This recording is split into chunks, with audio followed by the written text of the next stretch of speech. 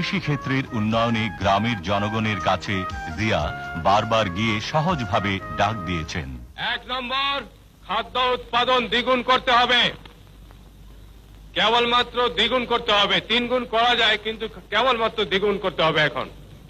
2 নম্বর, সমস্ত রাস্তার 2 ধারে ফলের গাছ লাগাতে হবে এবং রাস্তার 2 পাশে ঢালুতে শাকসবজি চাষাবাদ করতে হবে। সমস্ত পুকুরে মাছের চাষ করতে হবে। প্রত্যেক ঘরে ঘরে হাঁস মুরগির খামার করতে হবে। এই গ্রামের প্রত্যেকটি লোক, মেয়ে লোক কাজে ব্যস্ত থাকবে। মেয়েরা ঘরে কুটির শিল্প করবে এবং তাদের পরিবারের আয় বৃদ্ধি করবে। উৎপাদনের রাজনীতির প্রবর্তক জিয়া বলতেন, কৃষি আমাদের প্রধান সম্পদ। কৃষি ক্ষেত্রে আমাদের ব্যাপকভাবে নামতে হবে, অসম্ভবকে করতে হবে সম্ভব।